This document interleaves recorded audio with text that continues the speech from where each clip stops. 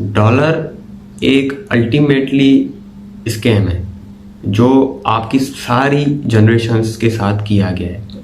पिछली जनरेशन्स के साथ, अगर आप अभी इस वक्त बाहर ना निकले तो आने वाली जनरेशन्स के साथ। बिटकॉइन की जो इनोवेशन है उसमें इन होना क्यों ज़रूरी है। अब बात प्रॉफिट्स की नहीं है, अब ये नहीं है कि हम प्रॉफिट के लिए ना हो रहे। Hello viewers, welcome back to new video. आज की वीडियो बहुत इंपॉर्टेंट है। सबसे पहले मैं आपको बिटकॉइन की अपडेट देता चलूँ कि बिटकॉइन अभी अपनी करंट सपोर्ट पे, और जो इसकी इस वक्त करंट सपोर्ट है, जैसे मैंने आपको कल बताया था, अगर ये यहाँ से बाउंस लेता है तो ये 65 तक 64 तक वहीं से जाएगा।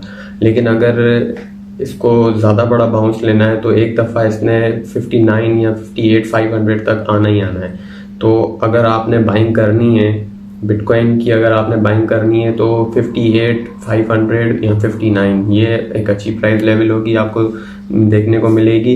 इस लेवल पे आप यहाँ से बिटकॉइन को उठा सकते हो और होल्ड कर सकते हो। आज की वीडियो में आपको कुछ इम्पोर्टेंट चीज़ बताने जा रहा हूँ, एक इम्पोर्टेंट बात समझाने जा रहा हूँ जिसको आपने समझना है। और अगर आप इस बात को समझ गए तो आप अपने आप को आने वाली इकोनॉमिकली क्राइसिस से बचा सकते हो। तो ये चीज़ें आपको समझनी पड़ेंगी। सबसे पहले तो मैं आपका टाइम वेस्ट किए बगैर आपको एक वीडियो दिखाता हूँ, आपने पूरी वीडियो देखनी है और बात को समझना। भाई अब मैं वीडियो लगा देता हूँ, 1 सेकंड बस। ये वीडियो आपने देखनी है। VLC just once. वीडियो को आपने देखना है लास्ट तक और बात को आपने समझना है कि हो क्या रहा है। वीडियो को मैं दोबारा रिमाइंड करूँगा, आपने लास्ट तक समझना है, बात को समझना है कि हो क्या रहा है और क्या होने वाला है। ये सारी चीज़ें आपने समझनी है। एक एक चीज़ मैं भी आपको एक्सप्लेन करूँगा, आपने खुद भी अपना दिमाग चलाना है। तो हम आ जाते हैं अभी। इसका वॉल्यूम बढ़ा दें थोड़ा। हाँ, अब आ जाए। Federal Reserve System is a scam. Any questions? Federal reserve क्या है? फेडरल रिजर्व एक इदारा है जो आपकी इकोनॉमिकल सारी भी सिचुएशंस को हैंडल करता है। महंगाई हो, सस्ताई हो, हर चीज़ को फेडरल रिजर्व देखता है। तकरीबन क्या, जैसे कि सारा वर्ल्ड रिलाय करता है डॉलर के ऊपर, तो डॉलर जहाँ पे प्रिंट होता है उसको हम बोलते हैं, जो इदारा इसको प्रिंट करता है, फेडरल रिजर्व। डॉलर पे महंगाई हो, सस्ताई हो, सारी चीज़ों को डिसाइड करने वाला इदारा फेडरल रिजर्व है। फेडरल रिजर्व एक इदारा है और ये उसमें उसके बारे में बता रहा है कि ये स्कैम है। अभी आपने पूरी वीडियो देखनी है और बात को समझना है। If you have the courage to read the Federal Reserve Act, you talk about boring, but it's all in there. The United States Congress passed a law which in essence was a cartel agreement for all. अगर आप इस इदारे federal reserve को, अगर आप इसके act को पढ़ोगे कि ये क्या काम करता है तो आपको बोरिंग लगेगा। जैसे कि लेकिन जब आप इसकी डीप में जाओगे तो आपको बातें समझ में आएंगी कि ये क्या काम करता है, कैसे। तो देखिए, पढ़ाई तो वैसे भी बोरिंग ही लगती है ना, तो जब आप पढ़ते हो ना तो आपको बात समझ में आती है कि क्या मामला है। अब हम आगे देखते हैं इसको। Talk about boring, but it's all in there. The United States Congress passed a law which in essence was a cartel agreement for all the major banks to come together and share the market and control the market to their advantage. अब ये United states की कांग्रेस में law पास हुआ था कि एक agreement हुआ था कि आप सारे मार्केट में जो सारी बैंक्स को एक साथ जमा किया गया था और शेयर मार्केट के शेयर्स को भी एक साथ जमा किया गया था। ये लॉ उनके लिए पास हुआ था। And share the market and control the market to their advantage. अपने फ़ायदे के लिए वो मार्केट को कंट्रोल कर सके, इसलिए सारी शेयर्स को जमा किया गया था और बैंक को जमा किया गया था। जितने भी बैंकिंग सिस्टम्स हैं उनको एक जगह पे जमा किया गया था, शेयर्स को जमा किया गया था। ये एक लॉ पास हुआ था यूनाइटेड स्टेट्स की कांग्रेस में, और इसी हिसाब से ये चीज़ें आज तक चलती हुई आ रही हैं। ये जो चीज़ हुई थी, और ये याद रहे क्यों पास हुआ था, इसलिए पास हुआ था ताकि वो अपनी एडवांटेज के लिए, अपनी फ़ायदे के लिए मार्केट को कंट्रोल कर सके। constitutional dollar is defined as a weight of gold or silver.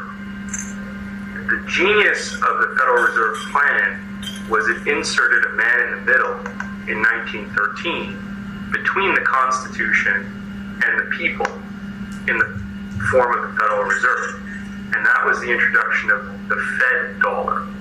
It's अब फेडरल रिजर्व ने जब डॉलर को इंट्रोड्यूस किया था तो ये करेंसी इंट्रोड्यूस हुई थी आपके सिल्वर, चांदी और सोना का एक वेट लगाने के लिए। वेट ऐसे जैसे हम मिसाल लेते हैं कि आज हमें 1 तोला सोना इतने लाख रुपए का मिलता है, तो वो जो उतने लाख रुपए ना वो वज़न है, वो उसका 1 तोला उसका वज़न है। लेकिन अगर इकोनॉमिकली उसका कोई वज़न देखा जाए तो वो 1 लाख रुपए उसका वज़न बनता है। वेट के हिसाब से नहीं, इकोनॉमिकली का उसका जो वज़न बनता है वो 1 लाख के हिसाब से बनता है। जो भी उसका तोले का हिसाब होगा उस हिसाब से बनेगा। not the dollar that is defined by the Constitution. It's a note that's issued by the Federal Reserve. अब डॉलर जो है वो कॉन्स्टिट्यूशन की जो डॉलर जो है ना वो This is the introduction of the Fed dollar. It's not the dollar that is defined by the Constitution. ये वो चीज़ नहीं है जो कॉन्स्टिट्यूशन ने हमें डिफाइन की है। ये असल में It's a note that's ये एक issued by नोट the है Federal. जो फेडरल रिजर्व की तरफ से हमें इशू किया गया था। ये वो चीज़ नहीं है जो हमें समझाई जाती थी कि ये ऐसी चीज़ होगी आपकी इकोनॉमिकली, ऐसी चीज़ को ऐसे देखें ना। आपका मुल्क, आप पाकिस्तान की मिसाल ले लो, जब आपका मुल्क मनी प्रिंटिंग करता है तो आपके मुल्क में क्या होगा? जब आपका मुल्क पैसे छापना शुरू करेगा, पैसे छापना कोई भी मुल्क शुरू करेगा, ऑटोमेटिकली वहाँ पे इन्फ्लेशन हाई हो जाएगी। क्यों? क्योंकि जो पैसों की सप्लाई होगी वो बढ़ जाएगी। पैसे की जब सप्लाई बढ़ जाएगी तो उस पैसों की डिमांड कम हो जाएगी, तो चीज़ें इसके बदले में महंगी हो जाएंगी। तो ये हमें एक चीज़, एक सिनेरियो देखने के बाद मिलता है प्रिंटिंग का। लेकिन हम किसके ऊपर रिलाय करते हैं? डॉलर के ऊपर। और डॉलर एक ऐसा नोट है जो फेडरल रिजर्व की तरफ से हमें इशू किया गया था। अब आप हिसाब लगाओ कि जब आप महंगाई बढ़ेगी नोट छापने के बाद आपके मुल्क में, तो आपकी तो इकोनॉमी के ऊपर एक और इकोनॉमी है जिस करेंसी पे आप रिलाय करते हो, उसको हम डॉलर कहते हैं। अब थोड़ा अपना दिमाग चलाना, डॉलर के ऊपर कौन सी इकोनॉमी है? ये तो अपने नोट खुद छापते हैं। जब इनको पता चलता है कि यार अब हमारे पे फंडिंग ज़्यादा करनी है या कुछ भी XYZ, तो ये नोट चलाने की मशीन को स्टार्ट कर देते हैं और नोट छापना शुरू कर देते हैं। अब ये इस बात का कॉन्सेप्ट ये देते हैं कि हम अपने आप से कर्ज ले रहे हैं। We are borrowing debts from our own self. अब ये तो कोई इशू, ये तो कोई बात ही नहीं हुई ना। खुद से कौन कर्ज लेता है? तो इन्होंने ये किस्म का ट्रैप है जिसमें सालों से जनरेशन्स को फंसाया गया है और अभी तक जनरेशन्स इसमें फंसी हुई हैं। Reserve. The power to actually print the money is the basis for the whole inflationary system. Printing the money क्या है? ये बुनियाद है महंगाई के सिस्टम का। जब पैसों को छापा जाएगा तो महंगाई बढ़ती जाएगी। महंगाई ने कम नहीं होना है, महंगाई ने बढ़ते जाना है। आप हिसाब लगा लो, जब पाकिस्तान आज़ाद हुआ था तो डॉलर की क्या प्राइस थी और आज आप कहाँ पे हो? अभी भी आपको इसी डॉलर पे भरोसा है कि यार यही डॉलर है, हमें आगे ले जा सकता है, ये कम हो जाएगा कल। ये हिस्ट्री में चेक करोगे तो इसने बढ़ना है, कम नहीं होना है, क्योंकि आगे स्ट्रेटजीज ही ऐसी रखी हुई हैं कि ये चीज़ आपकी बढ़ती जाएगी, कम नहीं होगी। Doesn't mean they actually print the money and spend it. That's what the Treasury used to do in the Civil War. ये ट्रेजरी इदारा है, आपको पता होगा ट्रेजरी, वो क्या करती है, इस स्ट्रेटजी को सिविल वॉर के दौरान यूज़ करती है ताकि फंडिंग दे सके और अपने जो भी एक्ट हैं वो कर सके। There's a more sophisticated way of doing it. They write out checks out of thin air, buy bonds with it, and then the checks or deposits on the Fed then go out into the system. अब इसको करने का जो नफीस तरीका है ना वो ये है, ये इस तरीके से करते हैं कि ये चेक लेते हैं। War. There's a more sophisticated way of doing it. They write out checks out of thin air. ये चेक्स को लिखते हैं, ठीक है, और उस चेक में से ये बॉन्ड बाय करते हैं। पहले चेक लिखते हैं, चेक के ज़रिए फेडरल रिजर्व की बात करता हूँ, ये सबसे पहले इनकी स्ट्रेटजी ये होती है मनी प्रिंट करने की। हमें किस तरीके से इन्होंने बेवकूफ़ बनाया है, लेकिन ये क्या स्ट्रेटजी यूज़ करते हैं वो भी आपके सामने ही होगा। ये सबसे पहले चेक लिखते हैं, चेक की बुनियाद पे ये बॉन्ड्स बाय करते हैं। फिर वो जो बॉन्ड होता है ना, इनको पता होता है ये बॉन्ड है, और आपको पता है फेडरल रिजर्व किसका है, गवर्नमेंट का है, यूएस गवर्नमेंट का इदारा है फेडरल रिजर्व। अगर गवर्नमेंट के बॉन्ड किसके हैं, गवर्नमेंट के हैं, तो गवर्नमेंट बेटर नोज कि कौन से बॉन्ड को जिताना है, कौन से बॉन्ड को इस साल या अगले सालों के लिए वेट करवाना है। तो जो बॉन्ड नंबर उनके पास होंगे डेफिनेटली वो उन्हीं बॉन्ड के प्राइजेस खोलेंगे और बोलेंगे कि ये यहाँ से प्राइस निकली। इस तरीके से वो प्राइजेस खुलती हैं और ये प्रिंटिंग वाली जो मनी होती है ये मार्केट में सर्कुलेट करती है।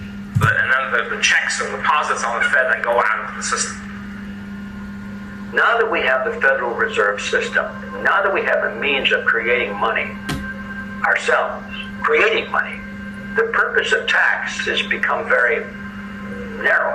अब जो ये टैक्स का सिलसिला है ना, ये इसने इलाही तंग करके रखा है सबको। टैक्स आप देखो, आपके मुल्क में कोई भी चीज़ आप बाहर से इंपोर्ट करवाओ 300 से 400% टैक्स है। 1 लाख की चीज़ मंगाओगे तो उस पर आपको 300% टैक्स लगता है तकरीबन। अगर आप कोई बड़ी गाड़ी मंगाओगे, गाड़ी 1 करोड़ की होगी तो उसके लिए आपको 3 करोड़ मजीद भरने पड़ेंगे। We can fund everything we want to do simply by creating the money. We still need the tax. जब हम पैसे प्रिंट करने से हर चीज़ बाय कर सकते हैं, हर किसी को फंड कर सकते हैं, तो हमें टैक्स की क्या ज़रूरत है। जब पैसे प्रिंटिंग ही अपने हाथ में है तो हम टैक्स के चक्कर में क्यों हैं। चले हम तो टैक्स के चक्कर में, क्योंकि हमारे ऊपर एक करेंसी रिलाय करती है जिसका नाम है, हम एक करेंसी के ऊपर रिलाय करते हैं जिसका नाम है यूएस डॉलर। लेकिन डॉलर किसके ऊपर रिलाय करता है, उसको क्या ज़रूरत है कि वो टैक्स, जब वो खुद प्रिंट कर सकते हैं अपनी मनी तो वो टैक्स क्यों ले रहे हैं। अब ये जो चीज़ है ना, ये इतना ही ज़रूरी अमेरिकन और यूरोप कंट्री के सिटीज़न्स को समझने की ज़रूरत है, उतना ही हमें भी समझने की ज़रूरत है। इस चीज़ से जितना उनको नुकसान होगा उससे कई ज़्यादा नुकसान हमें होगा, क्योंकि वो किसी पे रिलाय नहीं करते, उनकी तो अपनी करेंसी है, वो बचत में। फिर भी हम तो इन पे रिलाय करते हैं ना। हमने तो आंखों पे पट्टी बांध के और यूएस के इंतज़ार में और उसके आसरे पे चलना है कि भाई जैसे वो बोलेंगे।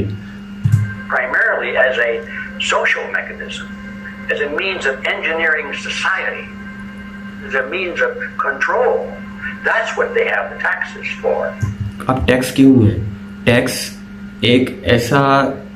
से एक ऐसे तरीके की इंजीनियरिंग हुई है जिससे वो हमारी सोसाइटी को कंट्रोल कर रहे हैं, जिससे वो इन्फ्लेशन और डिफ्लेशन की कंट्रोलिंग अपने हाथ में रख रहे हैं। ये एक ऐसी चीज़ है।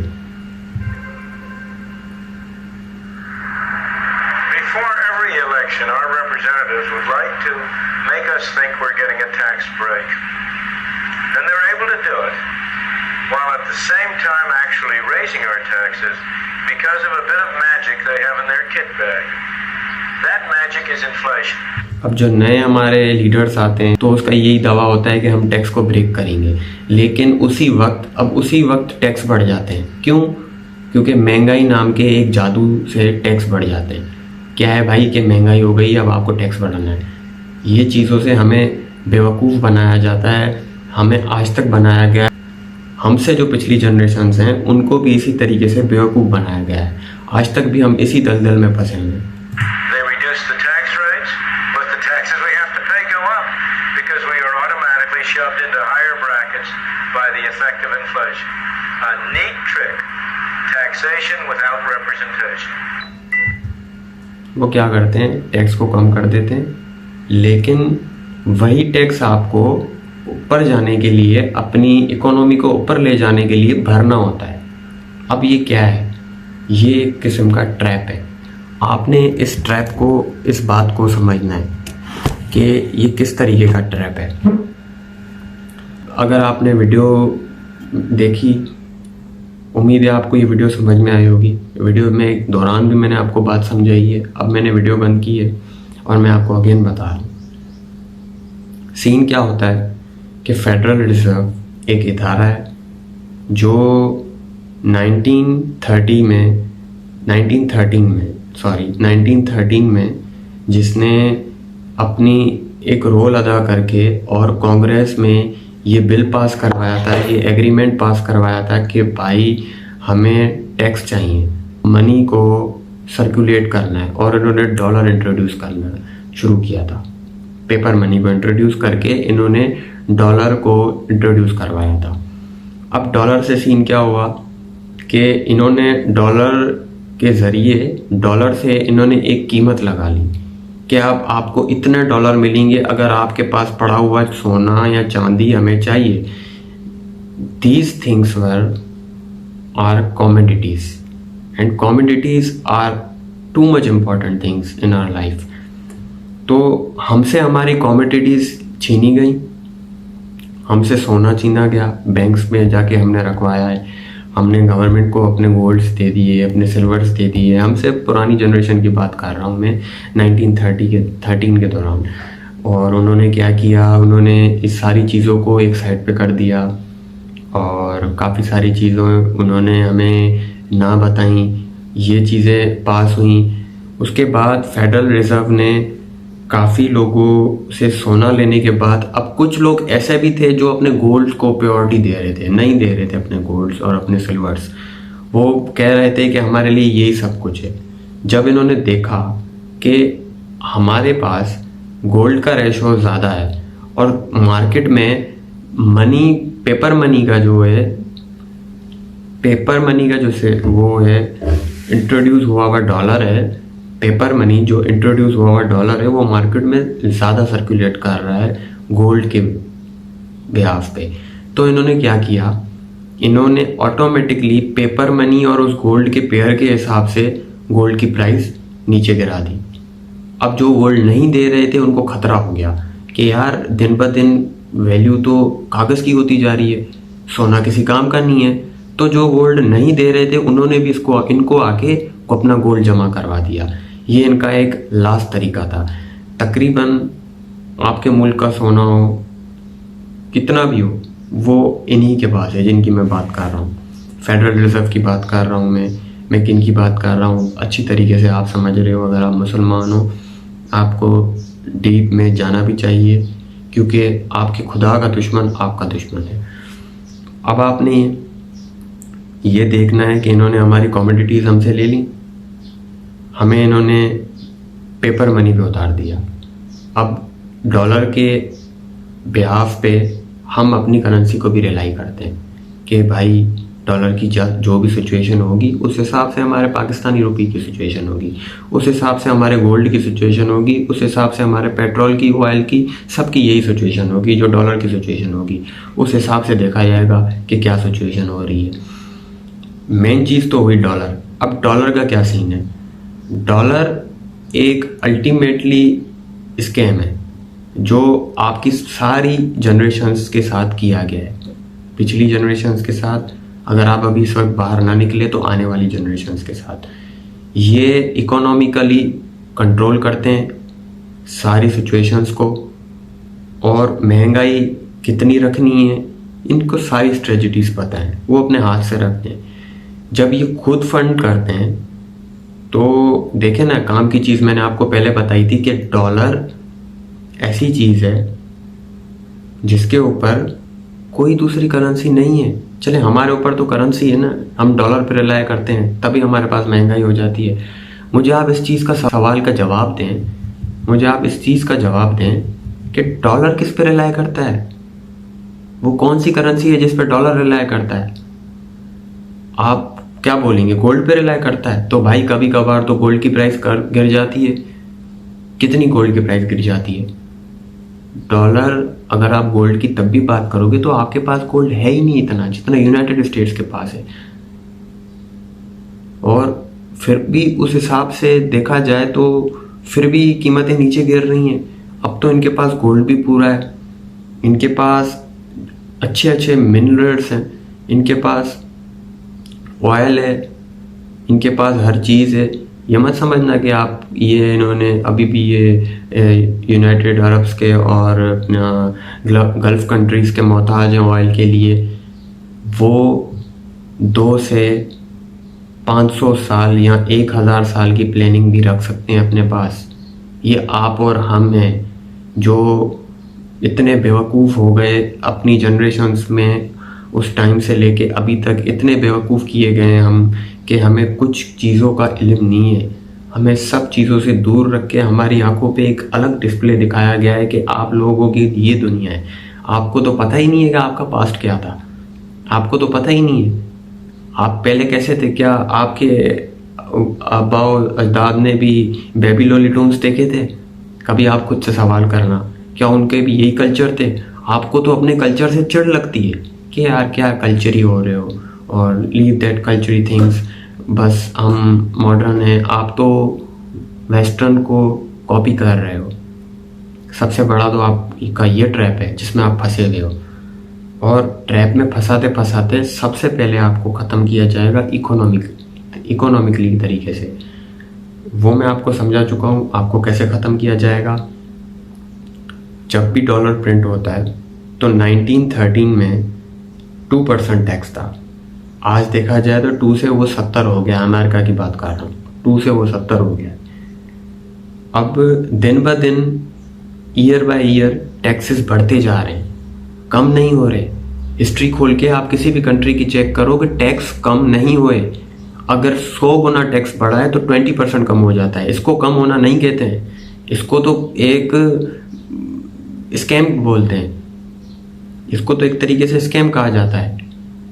ये मनी को प्रिंट करते हैं, उससे आपकी इन्फ्लेशन हाई हो जाती है, महंगाई ज़्यादा हो जाती है। महंगाई ज़्यादा होने के बाद आपको नतीजे में क्या चीज़ें मिलती हैं? नतीजे में आपको ये चीज़ें मिलती हैं कि आपने कितनी भी सेविंग की होती है, डॉलर्स में करें या वेदर आप वो सेविंग रुपीस में करें, आपने जितनी भी सेविंग्स की होती हैं, फॉर सपोज अगर हम पाकिस्तान में किसी बंदे को उठा लें जिसकी नेटवर्थ तो 80 मिलियन डॉलर्स की, 8 करोड़ की उसकी नेटवर्थ हो, 8 करोड़ जमा करते करते उसकी ज़िंदगी के 25 साल गुजर गए। उसने 8 करोड़ रुपए जमा किए। 8 करोड़ जब उसके पास जमा हुए तो आराम से इन्फ्लेशन रेट तो इतने हाई हो चुके थे कि 1 किलो मुर्गी आपको 1 लाख रुपए में मिलने लगी। तो जो 8 करोड़ उसने 25 साल में जमा किए वो कहाँ पे खड़ा हुआ है? उसकी जो ज़िंदगी का time is your real money, ये बात आपने याद रखनी है। अगर आप स्पिरिचुअल देखेंगे तब भी time is your real money, और अगर आप दुनियादारी के हिसाब से देखेंगे तब भी time is your real money. अब आपने अपना टाइम कितना दिया, आपने वो पैसे जमा कैसे किए? अगर आप वो पैसे किसी एसेट में लगाते हो, कोई प्रॉपर्टी बाय करते हो, तो उसके भी अल्टीमेटम इतने ही आने वाले वक्त में टैक्सेस बढ़ जाते हैं, इन्फ्लेशन महंगाई इतनी बढ़ जाती है, यहाँ तो आपकी जगहें किराए पे बहुत मुश्किल हो जाती हैं चढ़ना। किसी की तो चढ़ती नहीं है, खाली घर पड़े हुए होते हैं, और चढ़ भी जाते हैं रेंट पे तो आपको इतना रिटर्न नहीं मिलता। 2 करोड़ की प्रॉपर्टी पे आपको हर महीने 30 से 25 हज़ार रुपये किराया मिलेगा, that's all. 40 and what is that? Nothing, कुछ भी नहीं है वो। तो इस हिसाब से अगर आप एक हिसाब लगाओ, आने वाले वक्त में आप कहाँ होगे? आप कहीं पर भी नहीं होगे। आपको ट्रैप में फंसाया जाता है। इसी तरीके से पिछली जनरेशन्स को ट्रैप में फंसाया गया था।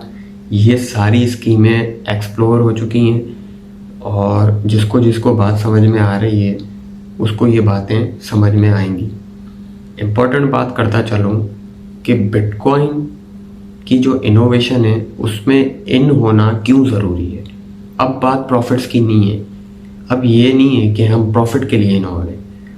अगर खुद को इकोनॉमिक क्राइसिस के लिए बचाना है तो बिटकॉइन की इनोवेशन आपने अपने ऊपर अप्लाई करनी है। एनी हाउ ब्लॉकचेन टेक्नोलॉजी को देखना है आपने। ये नहीं बोल रहा मैं आपको कि आप पूरा कोर्स करो, आप पढ़ो, बात को समझो, स्टडी करो। क्यों? क्योंकि अगर देखा जाए तो 2009 में बिटकॉइन आया था। 2009 में आपके पाकिस्तानी रुपीस के हिसाब से जो डॉलर का रेट था वो क्या था, जो भी था उस हिसाब से आपको $1 में 1200 बिटकॉइन मिलते थे। $1 में 1200 बिटकॉइन, और वक्त के हिसाब से डॉलर आपने कितना क्या खरीदा था? बहुत कम रेट का। अब आप आज के दौर में आ जाओ 2024 में, $1 में मैं आपको फॉर सपोज बताता हूँ कि आपने 26 रुपये का $1 था, आपने $1 खरीदा, उस $1 से आपने 1200 बिटकॉइन 2009 में खरीद किए। 2009 में क्या हुआ कि जब आप 2009 में खरीद करके इस चीज़ की आपको समझ आ जाती, आप अपने आप को इनोवेट कर लेते वक्त से, जो कि सबकी गलती है, हमारी भी गलती है, आपकी भी गलती है, आप अपने आप को वक्त से इनोवेट कर लेते, तो ये चीज़ें आपको ऐसे होती कि तो आप बच सकते थे। 2009 में डॉलर का क्या रेट था? 26, एग्जाम्पल है ये, सिर्फ 26 रुपये पर डॉलर था पाकिस्तानी रुपीज़ के हिसाब से। आपने बिटकॉइन बाय किए इनडायरेक्टली 26 रुपये के, क्योंकि आपने पहले डॉलर बाय किया, फिर डॉलर से आपने बिटकॉइन बाय किए। $1 में 1200 बिटकॉइन आते हैं। आज का अगर आप रेट लगाओ तो बिटकॉइन आज की तारीखों में 70,000 से अबव गया था। डॉलर को देखा जाए तो कितना ऊपर गया था? 200-300 के करीब था। अब हम डॉलर की बात करें तो डॉलर अगर हम लेते और होल्ड करते, डॉलर को लेते होल्ड करते कि यार आने वाले वक्त में ये ऊपर जाएगा, तो भी हमें फ़ायदा होता। लेकिन हम अपने पाकिस्तानी रुपीस को बचाने के बहुत आदी हैं, और हमारी एक आदत है, हम बैंक्स में अपने रुपीस रखते हैं, तो ऑटोमेटिकली हमारे जो 26 रुपये बनते थे $1, आज हमारा डॉलर महंगा हो गया है, 300 के करीब है $1। लेकिन अगर आपके पास 1200 बिटकॉइन आते ना, तो आज आपको फ़र्क नहीं पड़ता कि पेट्रोल की प्राइस 300 लीटर हो या 500 लीटर हो, आप अपने आप को वक्त के साथ इनोवेट करते थे। अभी भी आप अगर इस चीज़ को इनोवेट करते हो तो आप बिल्कुल देर नहीं कर रहे, बहुत जल्दी कर रहे हो आप, और ये एक अच्छी बात है, ये गलत बात नहीं है। आपने अपने आप को इनोवेट करना है। इकोनॉमिकली क्राइसिस से आपने खुद को बचाना है। मैं कसम खा के कहता हूँ कि आपके 10 करोड़ों 12 करोड़ों आने वाले वक्त में ये डी वैल्यूइंग करेंसी है, इनका कुछ भी नहीं होने वाला, कुछ भी नहीं बनेगा इनका, कोई भी इनको नहीं खरीद करेगा। तो ये चीज़ें आपने अपनी जहन में बिठानी है। आपको आगाह करना मेरा एक फ़र्ज़ बनता है, क्योंकि मौला अली का कौल है कि इल्म बांटने से बढ़ता है। अगर किसी चीज़ से मैं आगाह हूँ तो मैं आपको बताऊँगा कि ये चीज़ ऐसे हो रही है। अगर मैं गलत हूँ तो आप में से कोई मुझे सही कर सकता है, मुझे बता सकता है कि मैं कहाँ पे गलत हूँ।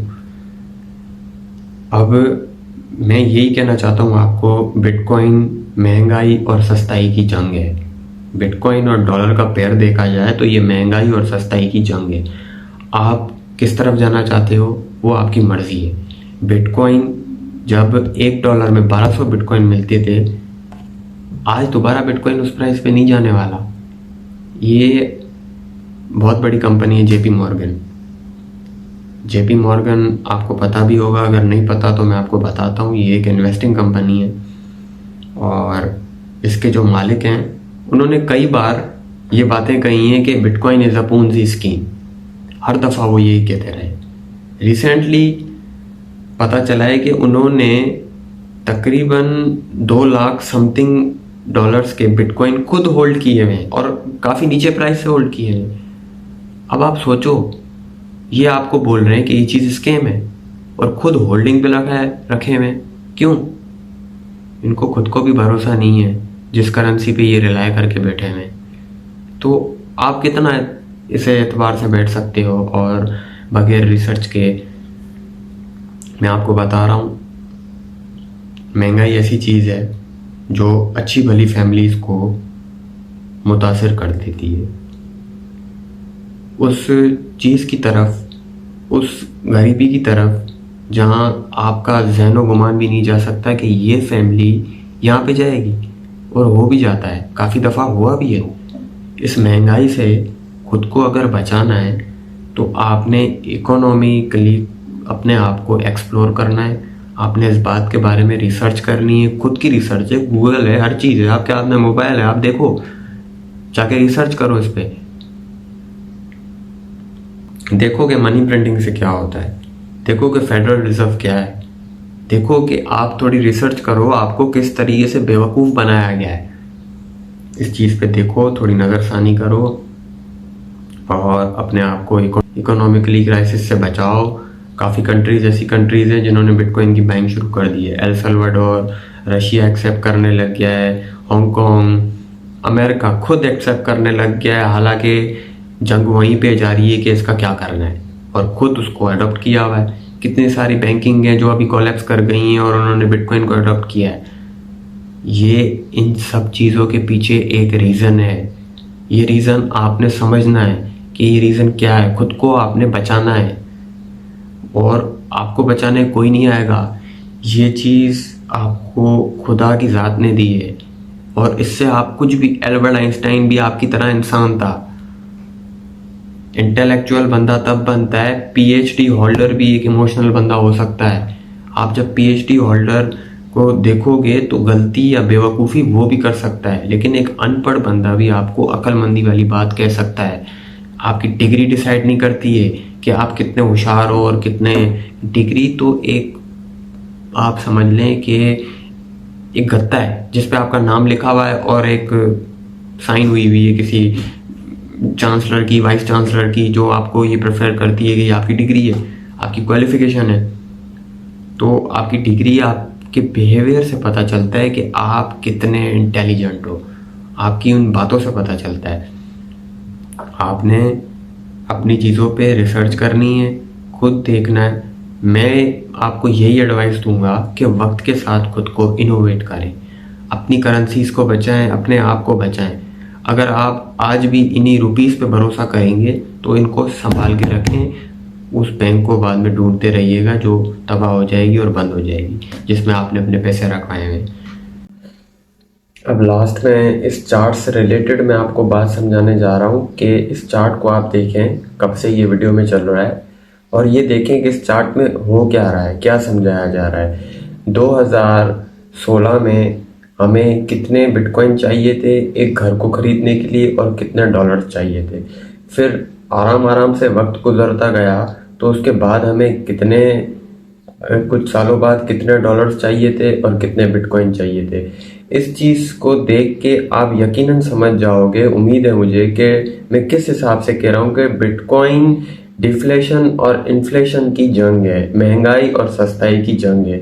अगर इस चीज़ को आप अपने अंदर एडॉप्ट नहीं करते, अपने आप को इस इनोवेशन के साथ इनोवेट नहीं करते, तो आप पीछे रह सकते हो, आप बुरी तरीके से एक इकोनॉमिकली क्राइसिस में फंस सकते हो। तो मेक श्योर अपने डिसीजंस आपने खुद लेने, अपनी रिसर्च करनी है आपने, और आपने अच्छे तरीके से देखना है कि एक एक चीज़ के बारे में, फेडरल रिजर्व क्या है, मनी प्रिंटिंग का चक्कर क्या है, और सारी चीज़ों के बारे में आपने रिसर्च करके खुद अपना डिसीजन लेना है। अल्लाह हाफिज़, थैंक यू।